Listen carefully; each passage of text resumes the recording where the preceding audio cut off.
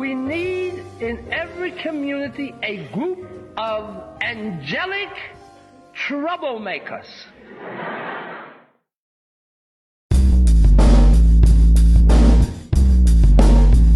Social justice, power word, power word, power word. Social justice, power word, power word, power word.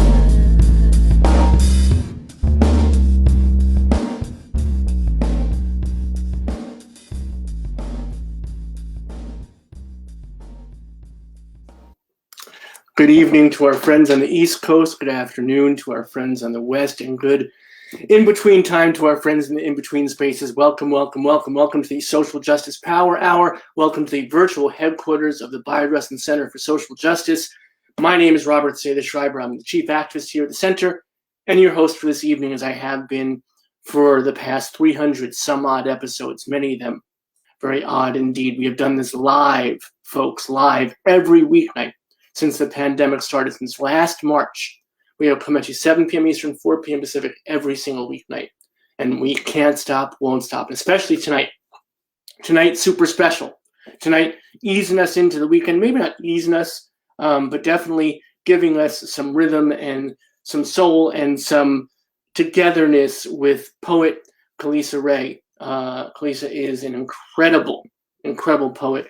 Work that just blows the roof off of so much and so many of us, and so thrilled and cannot wait to have a conversation about her work and to hear some of her work and to bring us together in virtual community, as we always do here in the Power Hour. I know that a lot of folks are tuning in because Khalisa has a lot of fans, a lot of friends, and a lot of family who are showing up to the Power Hour, and I thank you for joining us. If this is your first time, welcome especially. And please do come back and visit us again. And to entice you to do so, I want to tell you a little bit about what's coming up on the Power Hour. As I said, we are here at 7 p.m. Eastern, 4 p.m. Pacific every weeknight. So these are some of the things that you can see if you tune back in, and please do tune back in. David Camp, author of Sunny Days, The Children's Television Revolution That Changed America. This book is coming out in paperback just next week, and David is going to be here on the eve of its release. We're honored to host him, and he's bringing some friends. He's bringing Bernadette Yao from Zoom, and he's bringing Emilio Delgado, Luis from Sesame Street. So that's going to be a whole bunch of fun, so don't miss that. And then we have Giselle Fetterman, Second Lady of Pennsylvania. Looking forward to a meaningful conversation. She is not only a nonprofit organizer and a strong advocate, undocumented immigrant when she got here first, and also married to some guy named John, so maybe we'll talk about that as well. Rebecca Carroll, Surviving the White Gaze. Powerful book, powerful woman, powerful conversation. Look forward to that. Changing the Game. This is a documentary about transgender athletes in sports. Shane Diamond, one of the folks behind the film, is going to be here on the eve of the release on Hulu. An important night for all of us to watch this film and be together. Especially at this moment. Let the Lord Sort Them, The Rise and Fall of the Death Penalty. Maurice Chammah, he's a journalist with the Marshall Project. This is a wonderful opportunity for us to delve into a subject that we have not had enough of this conversation about the death penalty on the Power Hour. So I'm looking forward to that very, very much. Adam Gopnik, one of the greatest and maddest thinkers of our time. Cannot wait to chop it up with him a little more. Generation Friends, this is Saul Austerlitz. And as we have been binge watching so much over the past year, we have been noticing that some of our favorite shows definitely have some pitfalls and some difficulties when it comes to race and gender and sexuality. So Saul's going to come and help us to navigate all of those difficulties in those shows that we love, but are somewhat problematic in their history. Our old friend Jill Sopiol is going to be back with us. You don't want to miss that. You know those concerts are always gold. Punch Me Up to the Gods, Brian Broom. This book is going to blow up. Brian Broom is going to blow up, and he's going to do so right here in our show. So we're very excited about that. And finally, please do put a rainbow heart on your calendar. Save the date, June 12th, Virtual Pride 21 coming at you strong. If you were with us last year, you know what we put on the show. You know what we bring to you in virtual community. No different. In fact, bigger, badder, and better this year. More fabulous than ever. Billy Porter's going to be with us. Emilio Delgado is going to come back and do some stuff from Sesame Street. Wesley Stace is going to be with us. Jane Lynch is going to be with us. We have a whole bunch of folks that it's going to be a wild night. So please make sure you're with us on June 12th. That's a Saturday, by the way, very special power hour, 2 hours of virtual Pride. So make sure you're here for that. But tonight, my friends, gosh, I've been looking forward to this. Our old friend, Disha Fila, turned me on to this work, and I'm so thrilled that now Khalisa Rae is a poet, queer rights activist who speaks with fierce rebellion. She's an educator. Her extraordinary debut collection, Ghost in a Black Girl's Throat, is blowing up. Her previous poetry chapbook, Real Girls Have Real Problems, as well as her love for poetry and performance and active membership in the National Poetry Slam community, has also created so much excitement for her work, and we are thrilled that she is here sharing her voice with us tonight. She started the women and femme poetry organization PoetShe, founded the Athenian Press, a BIPOC bookstore and resource center for women, femme, non-binary, and trans writers and artists. Her work has been published widely and speaks to womanhood, anti-racism, identity, and generational trauma.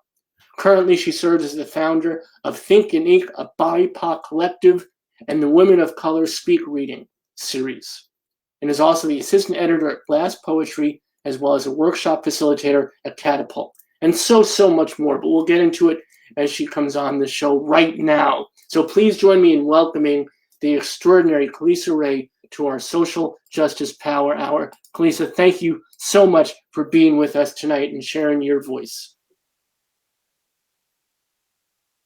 Oh, there you go. You know, Thank you so much. We were both unmuting you at the same time. All right. It's hard to amplify a voice when you're muting a voice. I know. How are you, my friend? I'm pretty good. I'm so glad to be here. Thank you. Thank you. And I see Disha's book in the back. Yeah. I got to rep my girl. Yeah. She told me, she turned me on to your work, and I said, this is someone whose voice has to be heard on the show. So thank you for being with us. Thank you. So you are phenomenal. I have to say, and I never blow smoke. I engage in hyperbole often, but this time I am not. You have your boots in the ground in so many different ways. I don't know when you have the time to write the extraordinary poetry you write. How do you do that? How do you create that magic with all the other things you're doing? That's my first question. You know what? I was taught at a very youngish age that it's a seasonal thing. So you create in a season and then you rest in a season. And my rest often looked like organizing. So I would often, create an organization and then be creative and produce work. And sometimes I've done both at the same time. But I try to listen to the fact that it's a season. Somebody told me, don't be ashamed that when you're birthing a baby, you're tired after birthing a book. So I've been giving myself permission to not write a lot right now. I'm a journalist too, so I have been producing, essays and articles, but I haven't really been overly writing. I've been giving myself permission and listening to the wise matriarchs that taught me that, producing and giving to the community is laborious and it's exhausting to be an activist and be a community organizer and a creator. So I've been really trying to listen to them.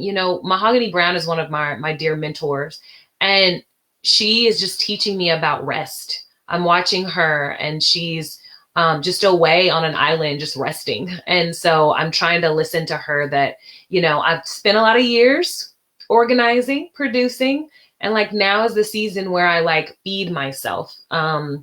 So that's like the ebb and the flow that I've tried to follow these past couple of years. And I will admit I haven't been great at allowing myself to not like create. I have been a busy bee, constantly staying busy, but in this season I'm trying to like honor what my body needs. So yeah. There is so much that I love about what you just said.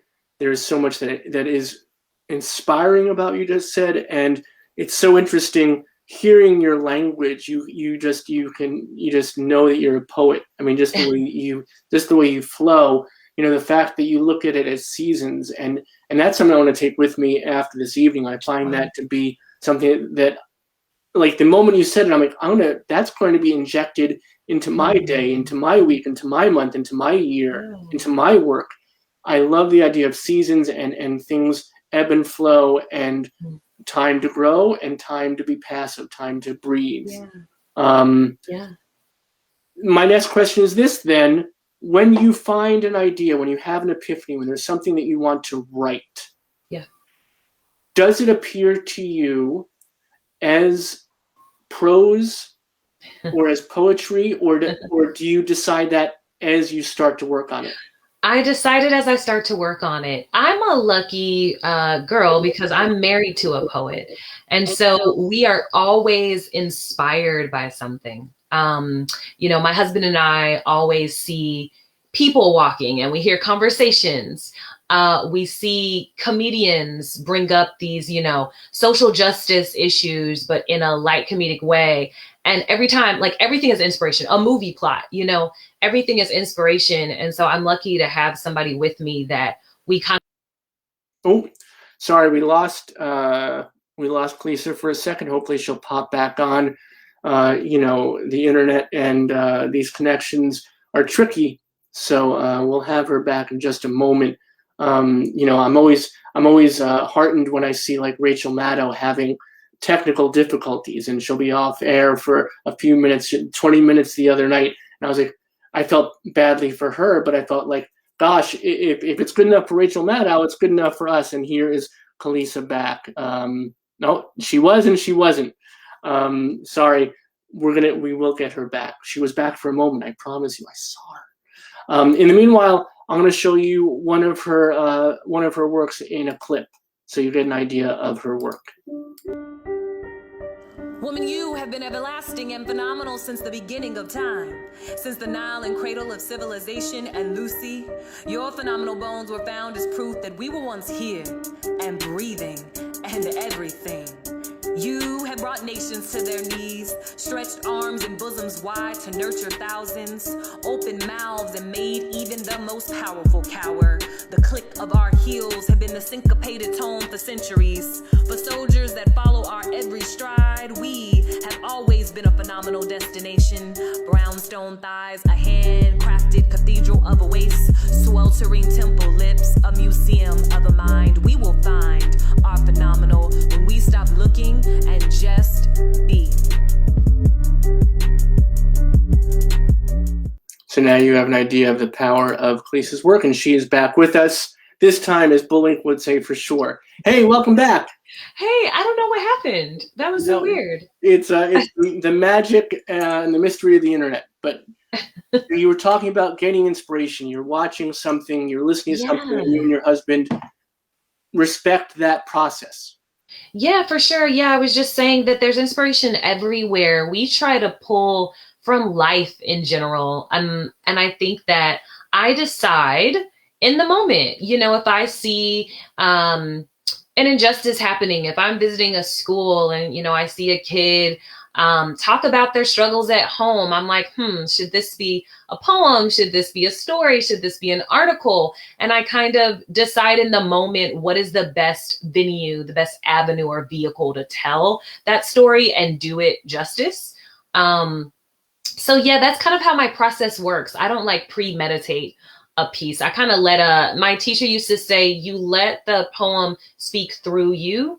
And not to you. And so I try to let it speak through me, and whatever is best to tell that story, I listen to it. So, yeah.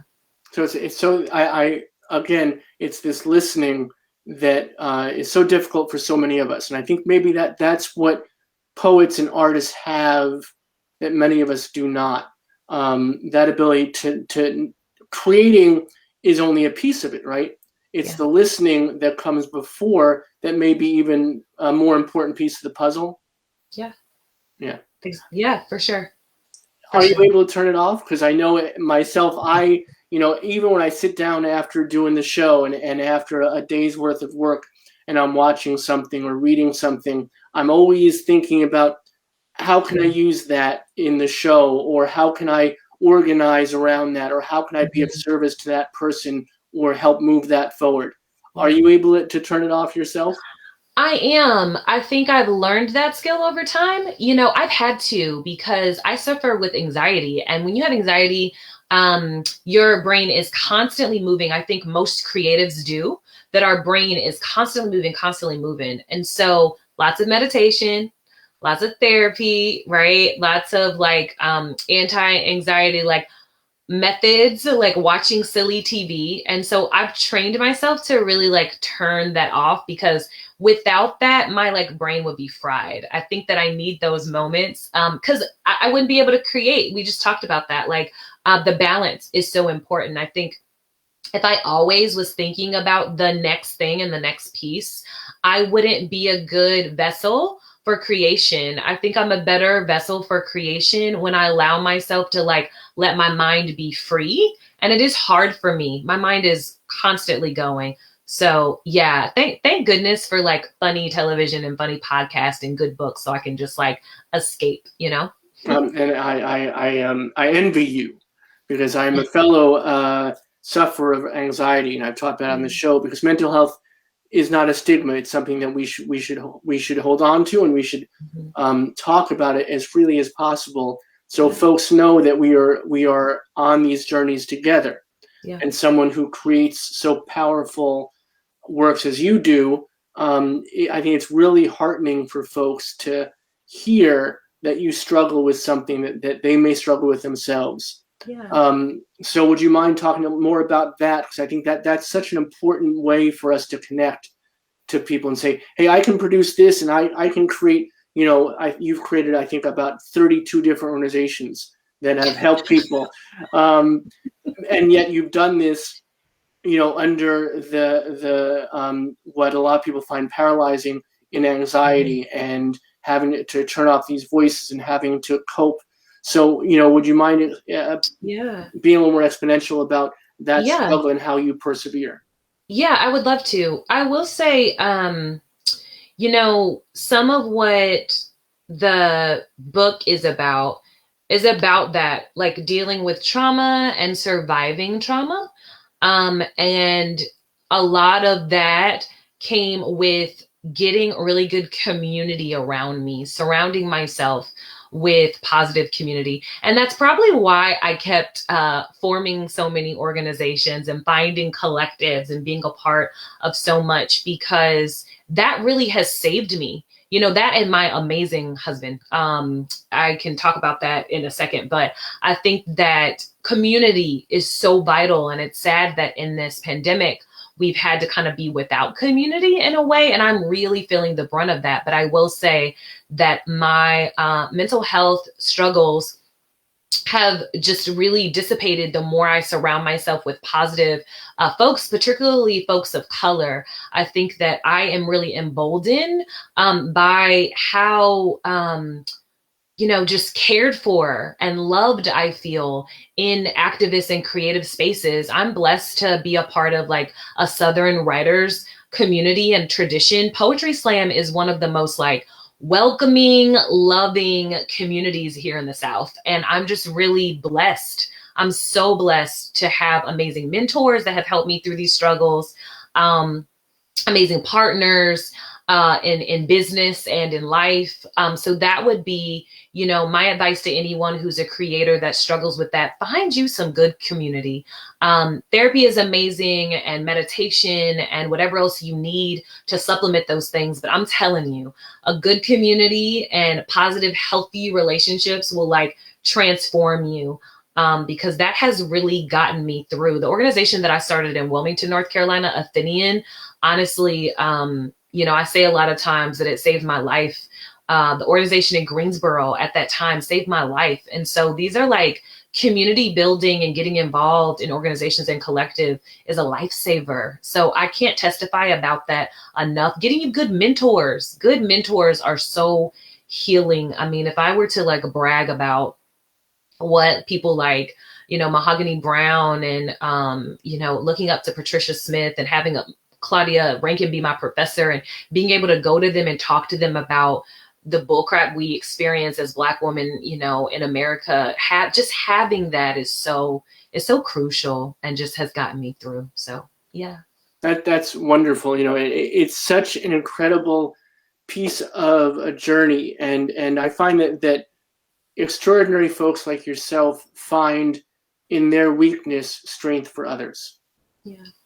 And that is something to be commended, and good for you and good for your community and good for the world to put that out there.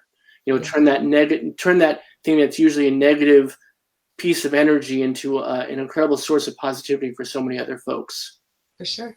You also mentioned your husband and love, and love is such a potent part of activism, I think. Yeah. Right. And so do you want to speak onto that? Do you want to testify? Yeah, I will say I'm learning as a survivor of trauma that healthy relationships are crucial, especially as a creator. I don't know how I would have gotten like to a fraction of where I've gotten had I not had someone who was affirming and validating and supportive and understanding of this journey, because mental health is a journey. Healing as a Black queer woman is a journey. And so you need someone there, and it, doesn't have to be a romantic partner, but just like a buddy. You need a buddy in this life. I believe that. And so whether that be a best friend, whether that be a romantic partner, whatever it may be, I really think that partnership is crucial to surviving, but especially as creators are, we are sensitive creatures and we need that additional support. And so having my husband in this, because he gets it, he gets it. He's a poet, and we met in college in poetry club. And so he's literally been ride or die with me, for me, since the start of my creative journey. I've been writing since I was 6, but, since my adult creative writing journey, he's been there for me and been my rock. So I'm super, super blessed to have a partner. I like am a champion for like BIPOC love. I'm like, go out there, get you a partner so you can survive this world. It's hard. So, yeah. And how do you do that? How do you work on that partnership? How do you help your partner to help you through what you need to do in your journey? That's a really good question. I think, we have together really worked on one, articulation and communication. That's huge. I think, I was just telling him today, like, babe, I have been feeling like I need more alone time. I haven't really been feeling like I can create when I'm, we just got a kitten, which is like sometimes like having a little baby. And so we're building a house together. We're doing a lot.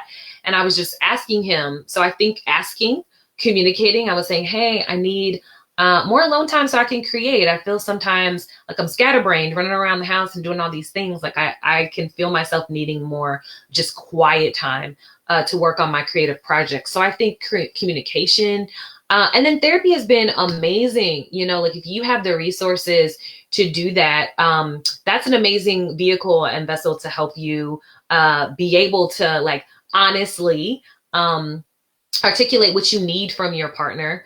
And then I think like giving each other space to like do what we enjoy, right? So, hey, babe, go out there and like, if you want to go enter that poetry slam that's, 5 states away, go do that. Like I champion you. My husband is a slam poet for the Bull City Slam team, and we celebrate each other's joys. We celebrate each other's accomplishments. I'm there to root him on. I tweeted about how he pops a bottle of champagne every time I finish one of these events on my tour. I'm doing a 60 event tour, and that's very exhausting. And so I think that helps too, like celebrating and championing each other and then asking for whatever it is, you need. So yeah. That's wonderful, and I know that there are so many people in our community who have that kind of relationship, and it does help you to, move forward in a journey in such a stronger and more meaningful way. Would you share some of your poetry now? We'd love to hear a few pieces. Yeah. Right. It's funny because one of the pieces that I actually, when you were asking me to read, I didn't necessarily put this on a list, but I think I should read this, open with this poem about generational mental health, especially in the BIPOC community. I have a poem called Heirloom about that. And so I might start with that, if that's okay. Great. So what I want to do is I want to leave the screen and give you full stage, as it were. And when you're ready for me to come back, just let me know. But read as much, as you want to and you feel, appropriate and you're comfortable with. Awesome. Thank you so much. So, yeah, I want to start with Heirloom because that's what we're talking about. I was really passionate in this book, Ghost in a Black Girl's Throat, which is the debut collection that I'm on tour for right now, that talks all about being a Black woman that is not from the South, that transferred and traversed from the Midwest to the South, and then was thinking I was going to have this amazing time in college, and then smack dab, my sophomore year, learned about the 1898 race massacre and the trauma of being a Black woman, grappling with her own trauma, coming to a place of trauma and being told nobody talks about this, so suppressing that. I want to read Heirloom because that often happens also when it comes to mental health in the Black community. We're often told to just pray about it or don't talk about it. And that is something that I'm writing more about and speaking out about healing and that journey and the importance of being mindful and meditative, especially as a person of color in this world. A friend of mine used to say, that being a person of color at intersectional identities is being in constant trauma. And so this is Heirloom. We inherit this loneliness, a gentle passing down from one generation to the next, like secret family recipe. No one knows the ingredients that made this delicious mess, but we ingest it, swallow each prideful piece, bury the weight of solitude in the junk drawer of our genes. With every new child, a new symptom is added. It is an unspoken truth. A fog has hovered over our heads for decades. Generations of grandmothers and grandfathers that were chronically melancholy, great aunts and uncles passing with loneliness following them like ghosts. The room in our brains are haunted, but we do not speak of this terror. We never mention the thoughts that keep sleep so distant, the sadness that gnaws at our sanity. God forbid we ask for help. Too much to be colored and crazy. Too many double-edged swords would kill a man. So we suffer in silence, tuck our secrets back in and save them for a rainy day. That piece for me, after that, I talk about me and my brother's battle with mental health and the healing journey that we're on and the stigma around mental health and how we have so far to go in this country when it comes to understanding, especially with Black men and women. And so, throughout this book, I bring up several elements of identity and trauma and ancestral ghosts, but also generational curses that I'm hoping that with this book, the more I speak, the more I read my poems, the more I write essays, that I will break them. So I want to also read Full Moon to Monday. I talk a lot about how I wish the matriarchs in my family would have told me about what it is to be a young woman in college, and brought up safety and assault and consent, right? And toxic masculinity. Oh my goodness. If I would have been taught that, I feel like I'd be a lot farther. And so I hate that, once again, those ghosts stuck in your throat, those things that people never tell you, the things people never say. So this is Full Moon to Monday. College cracked the fantasy wide open. All our pretty woman dreams flatlining in the bottom of some frat guy's basement. Memories of the talk and how she left out the part about surgery. The stitching and the staining, and then there's recovery. Came home from break still soaking through the gauze of this girlhood, and all our moms could tell, but no one spoke the truth. That you can be 6 shots in and his hands won't reek of meat. That his toothy grin won't be dripping with blood and flesh. And all the songs he'll play in the back seat of his car will be foreshadowing, but you won't remember a thing. You won't even know he did it. Cause Molly is the new pickup line and he's got those for days. Nothing mom said about chivalry and not putting out on the first date prepared you for date rape, drugs, and scalding hot showers to rinse the memories out. Vanishing after you told him you were pregnant and that shame hashtagged all over Facebook.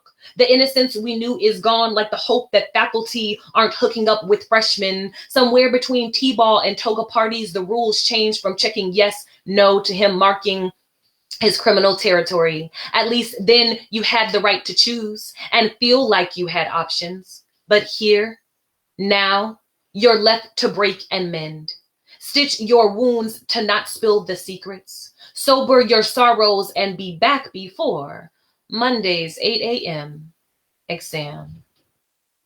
You know, that poem really means a lot to me because I, in my college year, had so many young girls of color. I was really involved in college. I had so many young girls of color talk to me, you know, about sexual assault and non-consent and toxic masculinity. And those were words, you know, when I was in 2004 that were just kind of like bubbling at the surface of activism and, you know, women's rights. And we would have, you know, a lot of people in college when we were young, 18, we didn't have the context, you know, to talk about those things. And so I bring up those topics a lot in this book. I want to just transition a little bit. When I first got to Wilmington, North Carolina, I didn't know about the history of violence, and people kept, you know, I didn't know about Wilmington 1898 race massacre, and people kept talking about how strange the city was. But they acted like it was just Wilmington, and it's not. And so I was on a poetry slam trip in Denver, and the place that's supposed to be so progressive. And this happened to me. Body apology. Today, I left a space so white bodies could inhabit more comfortably. Today, I got out of my seat so a white family could sit in my place. Today, I accommodated a white body. No, thank you. I am often accommodating. Today, a white family stood behind my table, pressing against my back. I was expected to lead, never asked. I should have planted my black body instead of being uprooted like a weed to be plucked. Today, I was an apology. I apologize for my presence often and no one says thank you. I apologize for my presence often. I get cut off. I end up apologize. I am pushed past, walked in front of, excuse me, no response. Sometimes I go to white spaces, plant myself, just because I know my roots aren't welcome there. And that's a true story. That really happened. I was in Denver sitting at a table that was a long table, just minding my business. And this family literally backed up into me until I like fell out of my chair. And I cried because I ended up leaving without saying anything. And I'm always so regretful when I don't speak up for what's right, which is why I try to do it more often than not, because I always regret it after when I don't use my voice to speak, because why wouldn't I? My whole book is about exorcising the ghosts from my throat. I do want to read one more piece before I turn it back over to conversation. I want to kind of read a gamut of different things so that you can get an idea of the subject matters in my book. I'm gonna transition to this. So I wrote a poem called Mahalia Sings to Freedom because I remember when everyone was talking about Harriet Tubman being on, I think, like the $20 bill. And this is kind of strange, but it made me think about how every time we are like thinking as Black women that we're going to arrive, something always happens in the country that just like quelches our spirit. And so I wanted to read this poem just with everything that's happened in our nation, you know, for the last hundreds of years. I hate when people say recently, but everything that's happening now, you know, a lot of our spirits were crushed. And I try to read this poem to myself to make myself feel more empowered and emboldened. This is Mahalia Sings to Freedom. It comes with an epigraph that says, I had crossed the line, I was free, but there was no one to welcome me to the land of freedom. I am a stranger in a strange land. And I am stranger still. Still a face no one recognizes, still an excuse to clutch purse first and ask questions later. Still a reason to shoot, then investigate. Still a reason to attach false crimes to my name. Always a barely human body. And how I arrived here will be a mystery. My captor repeating the same investigation. How I managed to trudge to freedom after traversing this terrain like bondage is just something I got over. As if a stump, a hill, a broken heart. Like I ain't belly crawl and shit 1,000 miles tunnels to get here. How did I make it over? My captor will ask and wonder. Cock head to side, perplexed at how my cracked skin and wrinkled brow broke free and stumbled on the cover of Currency. And this gentle arrival will be enough to convict me of fleeing captivity. How did I make it over? How does any fugitive arrive? Rope burned, still fresh and bleeding, bandaged, back still raw, sullied and soil covered, and still I made it over. But I never forget the scars etched in my skin, or the bounty on my head that is always worth more than the sum of me. Thank y'all so much. Feel free to ask me to read more, but I wanted to turn it back over. I read a lot, so. That was wonderful, and I want to show everybody, this is the book that you read from, Ghost in a Black Girl's Throat, Khalisa Rae, our wonderful volunteer in the comments section. Chris is always with us every night at the Power Hour. Chris is putting up links to see Khalisa's work and her social media platforms, to be familiar and follow and friend and like all she's doing, which is really important to support her work, but also this book. We have a bookshop.org list of all the authors that have been in the Power Hour. We beseech our viewers to go over and buy a copy of this book. It's, as you just heard, powerful. It is strong. It is difficult at times. And it is also very beautiful. So we thank you for sharing it with us and sharing your voice with us. I want to ask you, when you write such powerful, difficult pieces, and some of it is violent and some of it is it's hard to read, it's hard to hear. Yeah.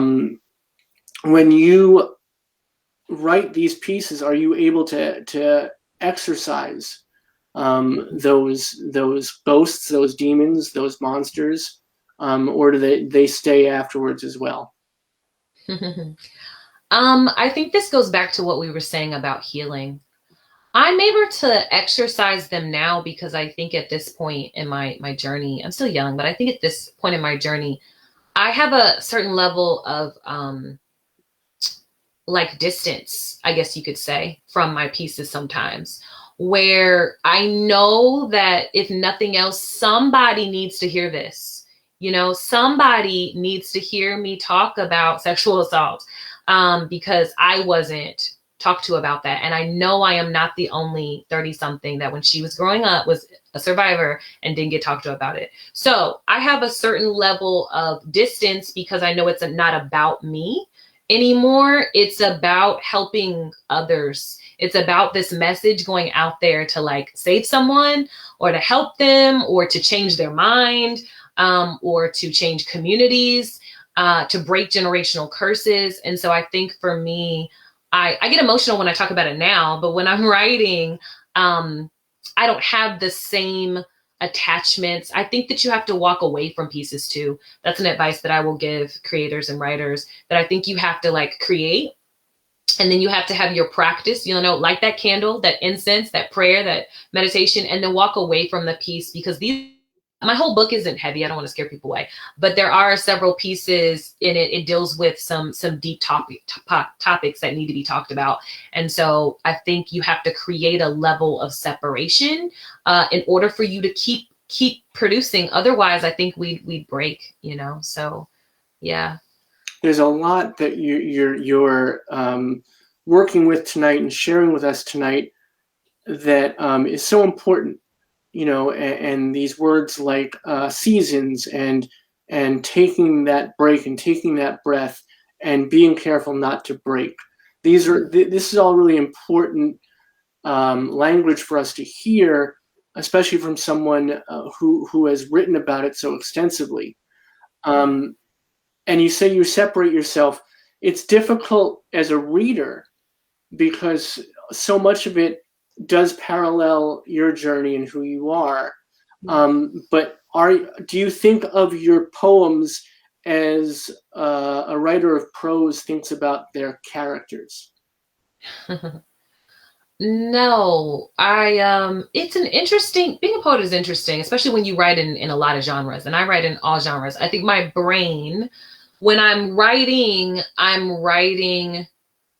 for me, to me. And then after I let the poem go, so whether that be just leave it on the page or publish it or put it in a book, I know at that point that it actually isn't about me anymore. When I say she, even when I say I actually mean you. And somebody asked me in another event, who are you talking to? And I used, a little bit of my language, a little bit of Toni Morrison's.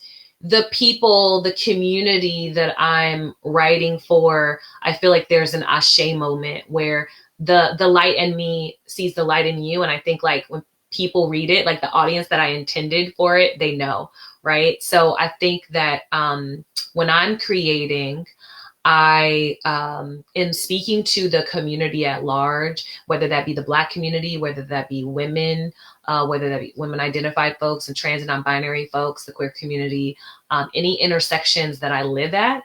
I think that I'm speaking to them.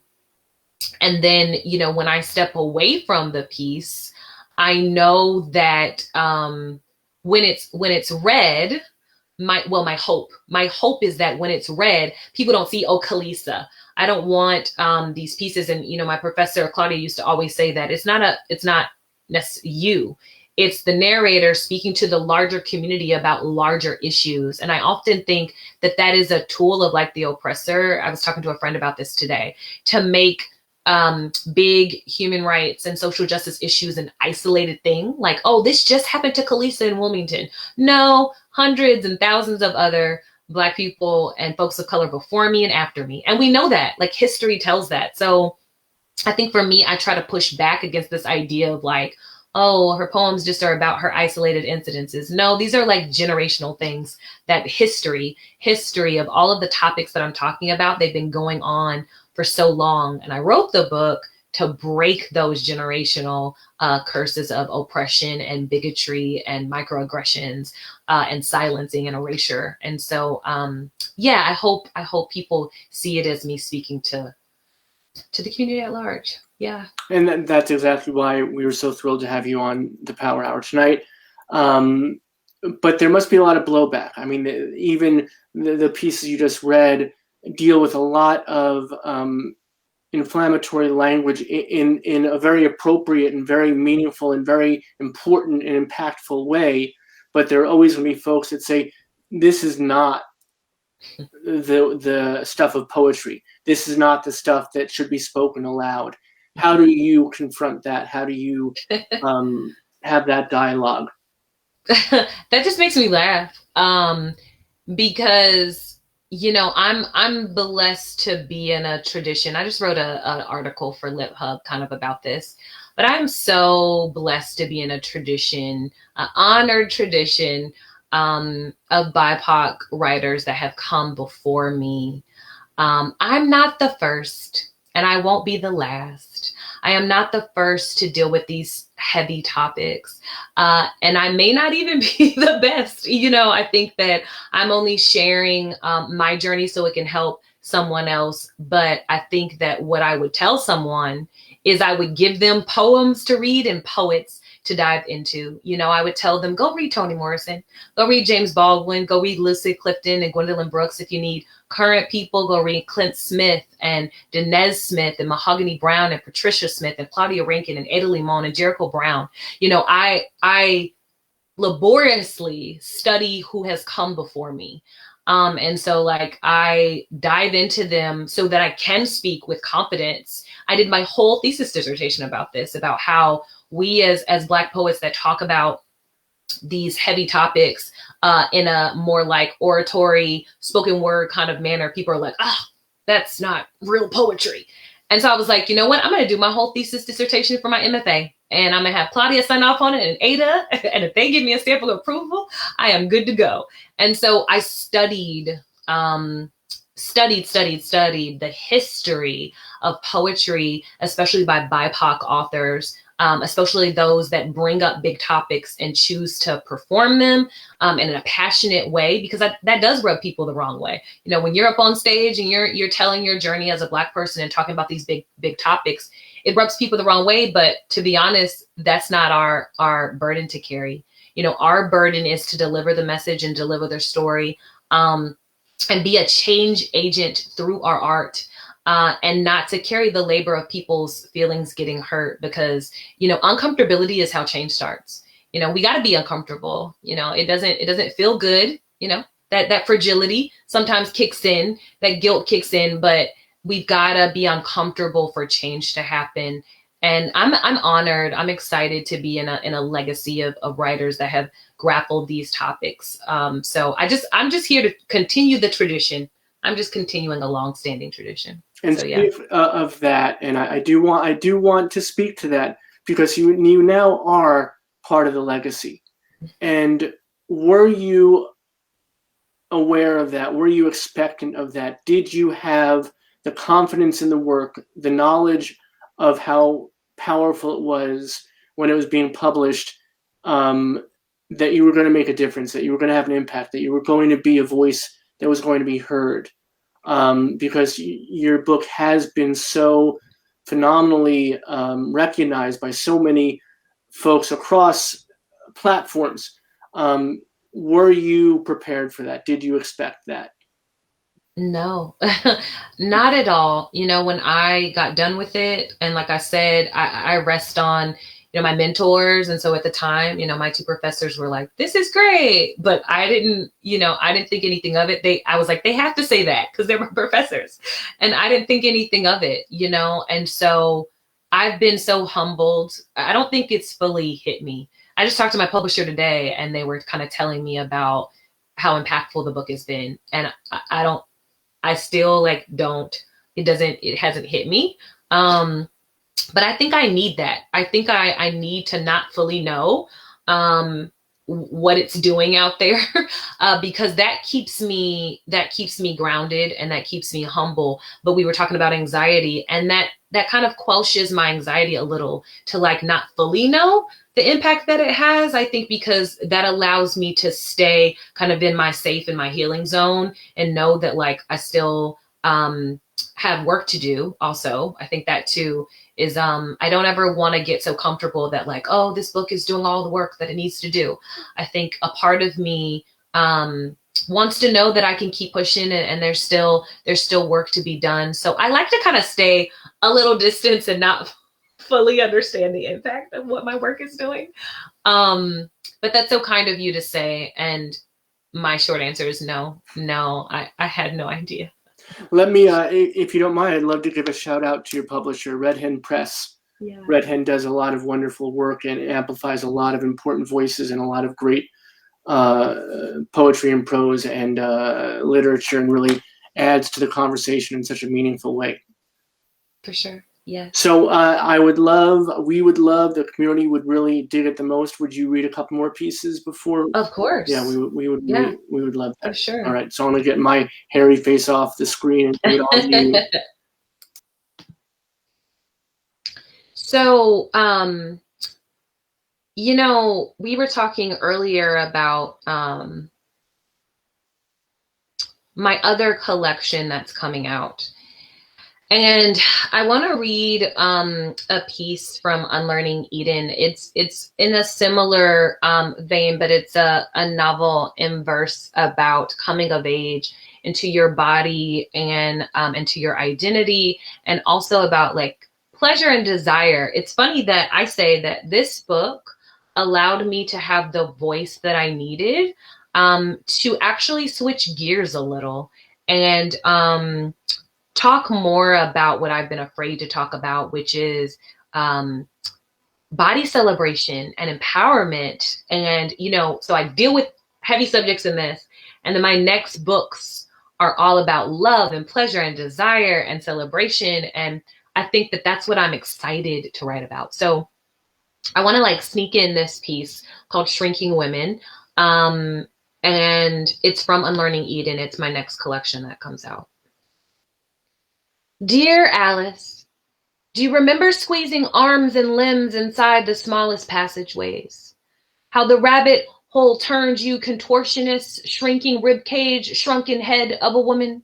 Do you remember collapsing shut, downsizing your dangerous, making minuscule of your mouth, how they told you to be bite-sized, compact crumb meal to be devoured? They gave you the key, told you to enter with small hands, promised you milk and honey on the other side, and you believed them. You consumed their magic potion, fasted on their perceptions of beauty as a means of survival. We all did. All of us curvaceous and space takers attending tea parties, dressed in self-doubt, scarfing down empty calories of continual self-loathing. Each staircase of comparison sending us spiraling. Off with their heads, off with the pounds, appearing small to hide our dangerous expansion, winding through tattered mazes of people pleasing and playing nice, all the while bursting at the seams of brilliant. They were hoping we'd shrink so they could commercialize our size, tell us to gain and then lose every inch of who we are. Who we are is not a door. We are a brick house supporting a satisfying frame, a body well handled with love and stricken with thunderous thighs that refuse to stop rippling. I love that poem so much because it really does make me feel empowered. You know, I've struggled with body image issues for quite a while, and that just really makes me gives myself permission to take up space. You know, we talked about like taking up space in that other poem, and that really talks about taking up space in a different. Wanna read Mackerel, which is one of my favorite poems to read, and also is a memory that I say I recovered from the fire, and kind of is a great segue off of The Shrinking Women. When I was 12 or 13, my mother caught me and a girlfriend bouncing our vaginas off the end of the bedpost like live bait. Our bodies rubbing against the maple wood, trying to catch a spark on the cold, hard thing between our legs was an awakening. The mesquite of our innocence rising to where my mother and her friend sat talking, and we were just at the point of falling off the bone. The moment when the salmon is so tender, when my mother opened the door, doused our flames with holy water and scripture, and made us forget the sweet communion of burning. Years after she scrubbed the cedar from our clothes, I learned that my body is only alive when it chooses when and where it starts a fire. How long it allows itself to be wet and waiting. The power comes in knowing that my body is no tadpole, no fish to roast over hot coals. It is the flame itself, the blue and red ghost that survives even after the smoke clears. That's one of the most favorite poems that I've written because it gave way to my forthcoming collection. It really did. I am now writing brave poems that are unapologetic, and I don't really care anymore what people think about me or my work, and I'm allowing myself to live at all the many intersections at which I live. The other piece that I want to read is also from Unlearning Eden. It's called Eighth Miracle. We'll put links. All of these pieces separately are published elsewhere. This poem is forthcoming in Carousel. It's called Eighth Miracle. The human body is made of 7 billion miracles, and Black women are always asked to be the 8th. An electric infinity, an echo, evergreen in a barren field. When impatient hands have choked the source, twisted and knotted our thirsting spigot, we are asked to be miracle again. Fountain amidst famine to offer some holy substance. Even now we are feeding masses from empty vessels, resurrecting from the scorched earth. No one asking how we rationed the crop. Never thankful for the harvest, the fish and 4 loaves just ready with an open mouth and empty belly. You know, I wrote that when everybody kept saying that Black women were going to save the world. And a friend and I worked on a project, an essay article project, for a really long time, studying the history of that phrase that people say, Black women are gonna save the world, you're saviors. And we're like, we're tired. We're the most, one of the most attacked populations, yet we are asked to be saviors. And we have problems with that. So that's where that poem came from. I think I want to leave us on this note. So, I have been really trying to write more about freedom, and how to get free. But I think freedom comes in like knowing yourself more. And so I'm going to leave us on this note, and then I'll do a little quote from the book that I like to say before I go. This is Begging the Ground for Flames. Newton says molecules placed over fire expand, start to separate and divide, stretch out, they leave and let go. And I search for fire everywhere. Look for it in wooden things, thinking if I keep striking against arbor, maybe it will spark, catch me a release, burn my hands until they let go. But I've been contracting muscles huddled around past kindling and split, choking a confession from these ashes, and nothing has spoken. I beg the ground for flames, beg the earth to burst into bright glowing orbs so I could hurl myself. Thrust my entire self at it for expansion. Me swelling, unfolding like origami, a paper crane taking flight. And that's what I want. I hope this book helps people soar to a place of freedom. I really do. And this last little quote, it's the last poem in my book. And it says, I'm not sure what happens after the dust. I know we walked along the beating desert for miles, but I do not know how it ends. We never know how it ends. And that's the beauty. Thank y'all again so much for having me tonight. Thank you. You are so wonderful. So this is Unlearning Eden. That's the name of the next piece. Yeah. And when does that come out?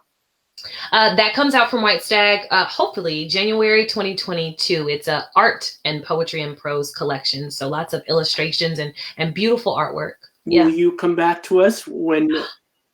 Yeah. I would love to help bring that to our community. Those couple of pieces were extraordinary. And thank you so much. And it's such a rare thing that you can talk about, and we've talked about this in the show with many guests, the idea of the Black woman as savior, but how tired that makes that community. And the way that you put this positive spin on it was just gorgeous, and we appreciate that. Thank you. Thank you so much. Thank you for sharing your voice. If I may, I hope I don't give people a peek behind the curtain and make you uncomfortable. But you had emailed me before the show and said you were feeling under the weather and you weren't sure how strong you could be tonight. And if this is you, not at your strongest, then gosh darn, you're something special, my friend.